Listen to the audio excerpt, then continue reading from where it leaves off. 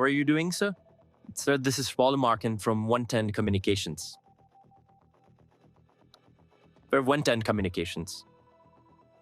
Sir, actually, we are merged with the automated banks in Eurasia, and this is March offer. So we have checked all your detail with the banks and your debts and your credit card, and whatever you have in your credit card. So we have history. So as we had checked that you haven't been, married, you have not paid your loan installment from December 2024. Yes, sir. Yes, sir. So we are authorized. Yeah, oh, yes. Yes, sir. Sir, we have very big offer for you. Hope you will be pleased once you hear our offer. Sir, your loan is 3,55,000 USD. So I offer you, I can pay your debt in one go, and in return you have to pay us 35% in cash or in crypto, in USDT account, or if you have in Binance and in some other exchange. Oh, yes, sir. Yes, sir. Yes, sir. So just you have to do it on your behalf, and we deal with your banks. Yes, sir. We deal with your bank on your behalf. Once you check with your bank that your debt will be cleared, then you'll pay us 35% in cash. Yes, sir. Oh, yes. Yes, sir. Yes, sir. Yes, sir. Yes, man. Hundreds of people, already avail our offer. Yes. I'm talking from New York. Yes, sir. Yes, sir. All right. We'll send our representative at your doorstep. Once your debt will be cleared, then you can hand over all around 35% off of your total debt amount to him. Yes, sir. Yes, sir. You can think about it. So I call you tomorrow or day after tomorrow. Yes, sir. Yes, sir. Done, sir. Pleasure talking with you, sir. Tomorrow at same time? Okay. I'll call you tomorrow at same time. Have a nice day, sir. Have a nice day. क्या लगा आपको ये सुनकर? एक जबरदस्त offer जो एक company की तरफ से एक ऐसे शख्स को दी जा रही है जिस पर बैंक का कर्जा है, और ऑफर यह है कि कंपनी उसका कर्जा यकमुश्त यानी एक साथ अदा कर देगी, और बदले में उस शख्स को कुछ ज़्यादा नहीं देना, बस अपने कर्ज की कुल रकम का सिर्फ 35% इस कंपनी को देना है। एक कर्ज में जकड़े शख्स के लिए इससे अच्छी ऑफर कोई और हो सकती है? नहीं ना। लेकिन ये सब फ्रॉड है, और ये फ्रॉड हो रहा है अमेरिका में, लेकिन अमेरिका से नहीं बल्कि पाकिस्तान से, और इसी को कहते हैं कॉल सेंटर का धंधा, जो अरमगान भी कर रहा था।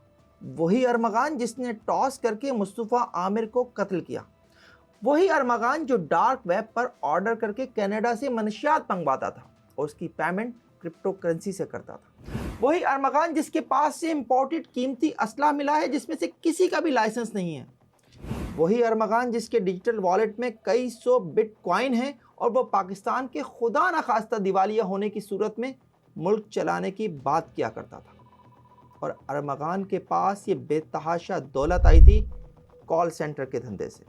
आज का प्रोग्राम इंतहाई ख़ास है, जिसमें मैं पाकिस्तान को दुनिया भर ख़ास तौर पर अमेरिका में बदनाम करने की साजिश पर खुलकर बात करूंगा। मैं आपको बताऊंगा कि गंदा धंधा है क्या, ये किस किस तरह से खेला जाता है, और इसके सफ़े अव्वल के खिलाड़ी कौन कौन हैं। ये प्रोग्राम इंतहाई रिसर्च के बाद तैयार हुआ है, लेकिन फिर भी मुमकिन है कहीं मुझसे कोई कमी रह गई हो और मैं इस खेल का कोई पार्ट मिस कर गया हूँ। मुझे अच्छा लगेगा अगर मेरा कोई व्यूअर इस बारे में मज़ीद कुछ जानता हो और वो मुझे बताना चाहे, तो मेरा ईमेल एड्रेस वीडियो के डिस्क्रिप्शन में भी मौजूद है। अमरीकी लबो लहजा कॉपी करके और पॉल मार्टिन, डेविड, माइकल, जूमा या एंजेला बनकर इस तरह की कॉल्स कराची में चलने वाले कॉल सेंटर से ऐसे अमरीकी शहरियों को की जाती हैं जिनका डेटा कॉल सेंटर के पास पहले से मौजूद होता है, मुकम्मल डेटा। है ना चौंका देने वाली बात कि किस अमरीकी शहरी को फ्रॉड के लिए कराची से कॉल करनी है, ये स्कैमर्स को कैसे पता होता है? उनके पास अमरीकी शहरियों का डेटा आता कहां से है? उन्हें ये कैसे पता चल जाता है कि किसको कॉल करके बैंक बनकर लूटना है और किसको कर्जा चुकाने वाली कंपनी का नुमाइंदा बनकर? ये भी मैं आपको बताऊंगा, लेकिन आगे चलकर। अभी पहले आपको इस डेटा की 4 किस्में बता देता हूं। पहली किस्म तो वही है जिससे प्रोग्राम का आगाज किया था, यानी ऐसे अफराद जिन्होंने अमरीकी बैंकों से कर्ज लिया हो और अदा करने की पोजीशन में ना हो। वो ऐसे स्कैमर्स का आसान शिकार होते हैं और जब उन्हें ऐसी कोई दिल फरेब कॉल आए तो वो उसे गैबी मदद समझकर आंखें बंद कर लेते हैं और फिर जो स्कैमर कहता जाए वो करते चले जाते हैं। दूसरी किस्म है बुजुर्ग अमरीकी शहरियों की। ये बेचारे सबसे ज़्यादा खतरे में होते हैं क्योंकि आम तौर पर वो ऑनलाइन फ्रॉड को समझ ही नहीं पाते और शिकार बन जाते हैं। उनके क्रेडिट कार्ड्स की लिमिट भी ज़्यादा होती है, इसलिए उनमें स्कैमर्स की दिलचस्पी भी ज़्यादा होती है। अमेरिका में चूंकि सब कुछ ऑनलाइन है, इसलिए ऑनलाइन फ्रॉडिये यानी ये स्कैमर्स उन अमरीकी शहरियों पर भी खास नज़र रखते हैं जो किसी बीमारी की वजह से अस्पताल में दाखिल हैं। ये अफराद चूंकि अपनी बीमारी की वजह से अपने अकाउंट्स पर नज़र नहीं रख पाते, इसलिए उनके अकाउंट्स का गलत इस्तेमाल करना आसान होता है। और ये तीसरी किस्म है। चौथी किस्म उन अफराद की है जिनका बैंक बैलेंस हाई होता है, यानी रुपए पैसे वाले अमीर अमरीकी शहरी, बड़े बड़े कारोबारी अफराद जिनकी दौलत के समंदर से चंद कतरे कम भी हो जाएं तो उन्हें फर्क नहीं पड़ता। और जनाब ये सारा डेटा डार्क वेब पर बराए फरोख्त होता है। वही डार्क वेब जिसका एक यूज़र अरमगान भी था। उसने पहली मर्तबा तो डार्क वेब मनशियात की स्मगलिंग के लिए यूज़ की, लेकिन बाद में कॉल सेंटर के धंधे में आने के बाद वो डार्क वेब का बाकायदा खिलाड़ी बन गया और ये खिलाड़ी डार्क वेब पर पेमेंट करता था बिटकॉइन से। वही बिटकॉइन जो सैकड़ों की तादाद में उसके डिजिटल वॉलेट से मिले हैं। जैसा कि मैंने पहले कहा कि इस प्रोग्राम की तैयारी में काफ़ी वक्त लगा है और रिसर्च के साथ साथ मैंने कुछ प्रूफ भी हासिल किए हैं। इस वक्त स्क्रीन पर आपको जो स्क्रीन शॉट्स दिखाए जा रहे हैं, ये अमरीकी शहरियों के क्रेडिट कार्ड का वही खुफिया डेटा है जो डार्क वेब पर मौजूद है। और ये सब मैं आपको इसलिए दिखा रहा हूँ ताकि आपको इस स्कैम को समझने में मदद मिल सके। हमने इन स्क्रीन शॉट्स में बाज़ खुफिया मालूमात को जानबूझकर जाहिर नहीं किया है ताकि ये डेटा यूज़ ना हो सके। ये सिर्फ एक एहतियात है। हालांकि मुझे बताया तो ये गया है कि ये डेटा यूज़ हो चुका है। और जनाब, इस बेईमानी के धंधे में भी कहीं कहीं ईमानदारी है तो कहीं कहीं बेईमानी भी है। डार्क वेब पर अमरीकी शहरी फॉर सेल करने वाले कभी कभी कॉल सेंटर्स को भी चूना लगा जाते हैं।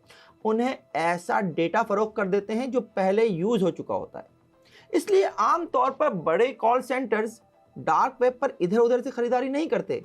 वो मखसूस फोरम्स के ही मखसूस क्लाइंट होते हैं। स्कैमर्स जब किसी कर्ज में डूबे अमरीकी शहरी को कॉल करते हैं और उसे उसका कर्ज अदा करने की दिल फरेब पेशकश करते हैं तो आम तौर पर वो शख्स लालच में आकर उनकी बात मान लेता है। उसे ये यकीन दहानी कराई जाती है कि पहले हम आपका कर्ज बैंक को अदा करेंगे, उसके बाद आप हमें अदायगी कीजिएगा। और पता है, ऐसे अफराद से कैश भी ले लिया जाता है। अमेरिका में मौजूद कॉल सेंटर से जुड़े अफराद ऐसे फर्द के घर जाकर उससे रकम वसूल कर लेते हैं और कभी ये पेमेंट क्रिप्टो करेंसी में भी ली जाती है। लेकिन यहाँ आपके जहन में ये सवाल ज़रूर आया होगा कि उस शख्स का मुकम्मल कर्ज अदा करके उससे कुल रकम का सिर्फ 35% लेने में फ़ायदा क्या हुआ? ये तो उल्टा नुकसान का सौदा है। तो जनाब, ये कर्ज, ये फ्रॉडिये अपनी जेब से अदा नहीं करते। ये अदायगी की जाती है डार्क वेब से ही हासिल अमरीकी शहरियों के चोरी शुदा क्रेडिट कार्ड के उस डेटा से जिसकी 3 दीगर अक़साम मैंने आपको ऊपर बताई थी: बुजुर्ग शहरी, बीमार शहरी या अमीर कबीर अमरीकी बिजनेसमैन। कर्ज में डूबे शहरियों को लूटने वाला स्कैम LI कहा जाता है, यानी लॉयर इंटरेस्ट स्कैम। और ये डेटा डार्क वेब पर कुछ सस्ता भी मिलता है। इसे डेट सेटलमेंट स्कैम भी कहते हैं। लेकिन बुजुर्ग और बीमार शहरियों का डेटा A शीट कहलाता है और ये सबसे ज़्यादा महंगा होता है। ए शीट में मौजूद डेटा भी दो तरह का होता है। इसके लिए 2D और 3D के कोड इस्तेमाल होते हैं। ऐसे बूढ़े या अमरीकी शहरी जिनके अकाउंट में लाखों या करोड़ों डॉलर पड़े हों, अगर उनके क्रेडिट कार्ड का डेटा कार्ड के अकब में दर्ज 3 हिस्सों के साथ मिल रहा हो तो ये 2D कहलाता है। अब इस सवाल का भी जवाब दे देता हूं कि कर्ज में डूबे अमरीकी शहरियों का बैंक लोन कैसे अदा होता है। तो जनाब, ये अदा होता है इसी 2D डेटा से। इस 2D डेटा से बैंक लोन अदा करना आसान होता है क्योंकि स्कैमर्स के पास क्रेडिट कार्ड के अकब में दर्ज 3 हिस्सों वाला खुफिया कोड भी होता है। और जैसे ही कर्जदार अमरीकी शहरी को बैंक से लोन क्लियर होने का टेक्स्ट मैसेज आता है, उसे स्कैमर की बात का यकीन आ जाता है।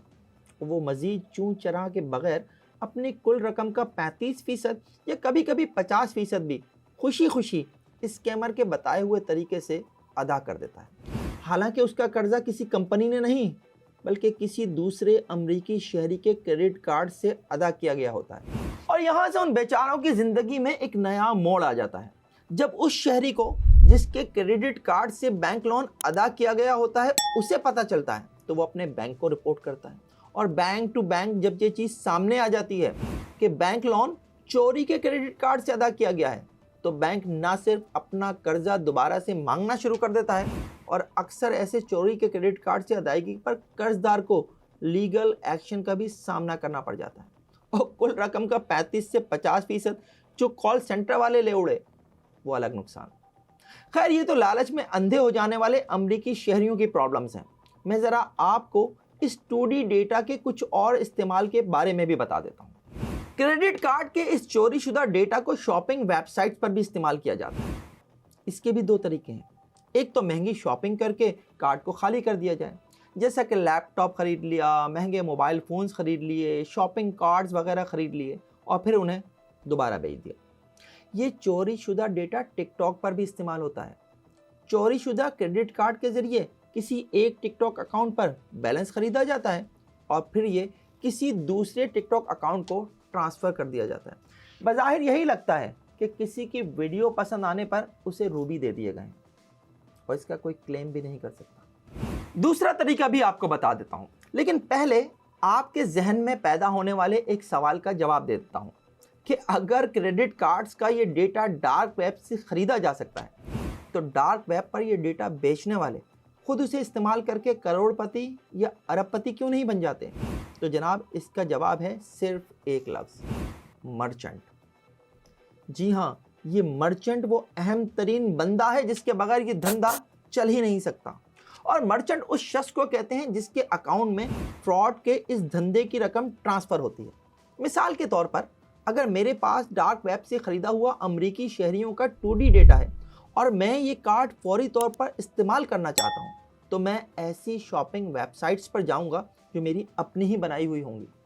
और इन शॉपिंग साइट्स के पीछे जो बैंक अकाउंट लगा होता है वो होगा मर्चेंट, किसी ऐसे अमरीकी शहरी का बैंक अकाउंट जिससे मेरी 60-40 या 70-30 की डील होगी। 60 या 70 मेरा और बाकी मर्चेंट का। और यही तो है 2D डेटा इस्तेमाल करने का दूसरा तरीका, पैसा डायरेक्ट अपने अकाउंट में। मर्चेंट का किरदार समझने के बाद आपको ये अंदाज़ा तो हो गया होगा कि कॉल सेंटर का ये धंधा सिर्फ कराची से बैठकर नहीं किया जा सकता। इसके लिए अमेरिका में भी भरोसे का बंदा चाहिए। और हकीकत तो यह है कि ऐसे भरोसे के बंदे अमेरिका में भी बहुत मिल जाते हैं।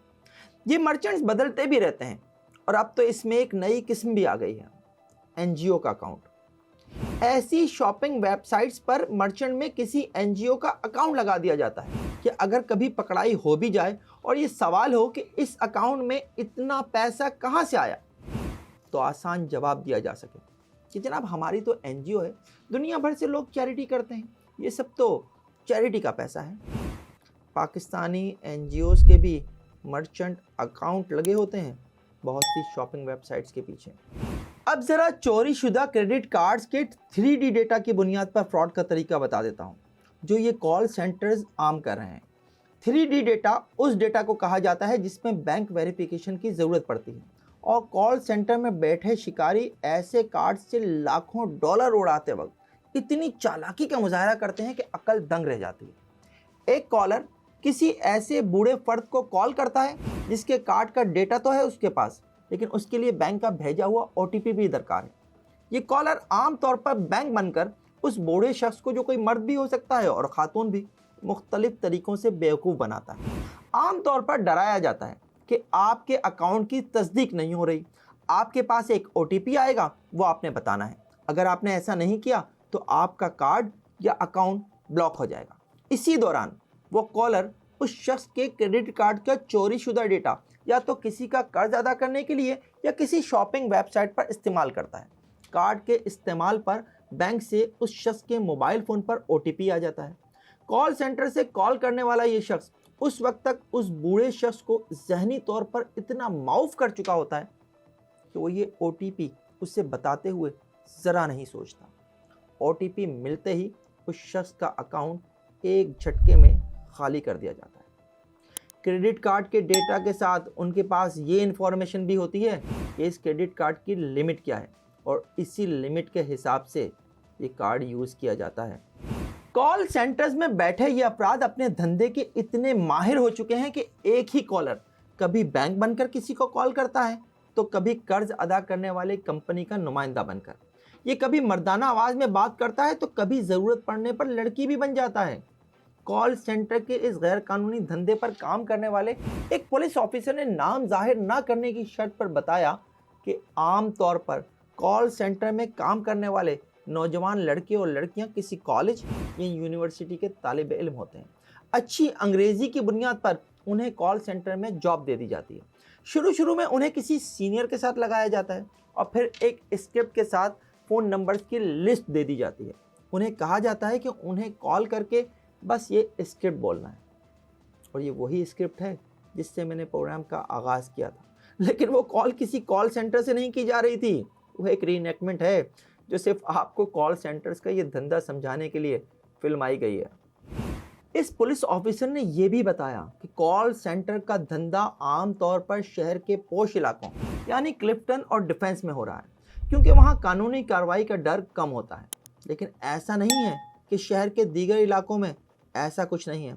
गुलशन इकबाल और गुलिस्तान जौहर में भी गैर कानूनी कॉल सेंटर्स चलाए जाने की बाज़गश्त है, और इन कॉल सेंटर्स के खिलाफ माजी में कार्रवाइयों के दौरान पता चला था कि कॉल सेंटर्स में काम करने वाले ज़्यादातर नौजवान लड़के और लड़कियों का ताल्लुक कराची के इलाके महमूदाबाद से है।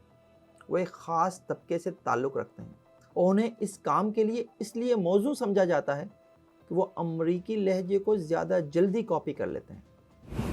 कॉल सेंटर के इस धंधे में एक और गेम भी है, लेकिन वो है ज़रा आगे का।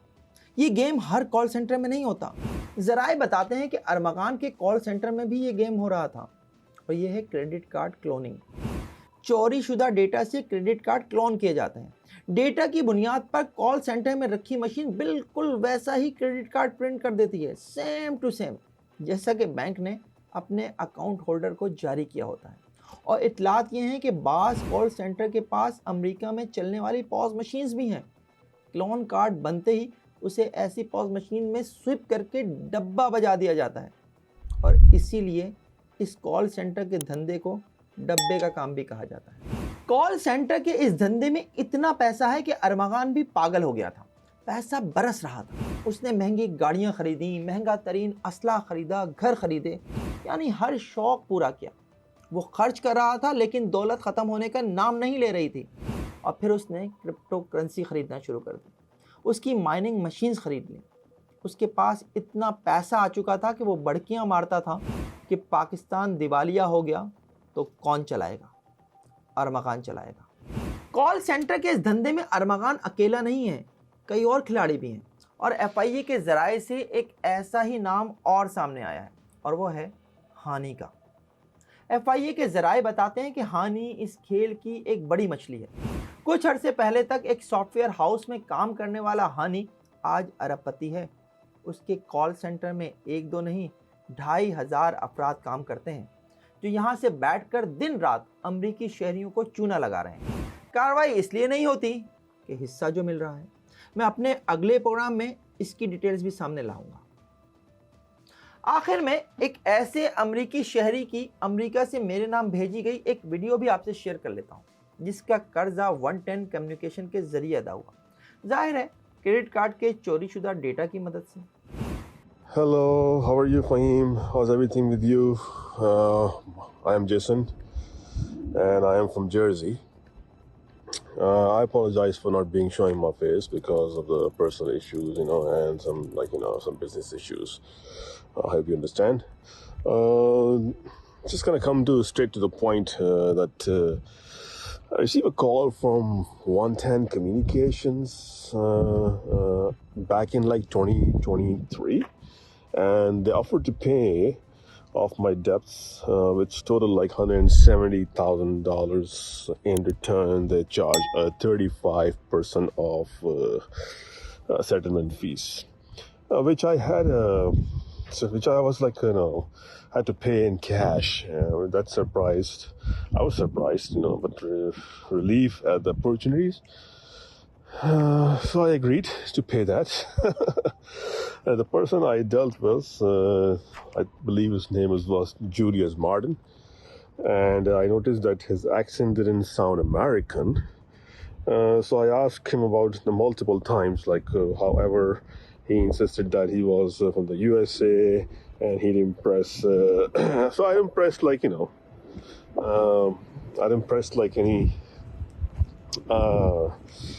I didn't press any issues, because I was just getting relieved. Somebody's paying the debt off, So he made it really clear that somebody will come to your house and pick up the cash, the fees for the settlement fees. And so I said, okay, I agree upon it. And he said, you can verify with the bank if a transaction has been done. And I verified with the bank that the debts were indeed paid. And I met with the representative and paid the settlement fee of $59,500 in cash.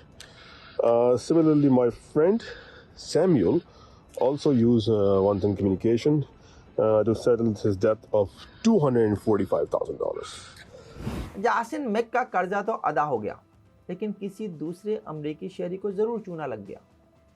ये programme आपको कैसा लगा comment section में comment करके जरूर बताइएगा।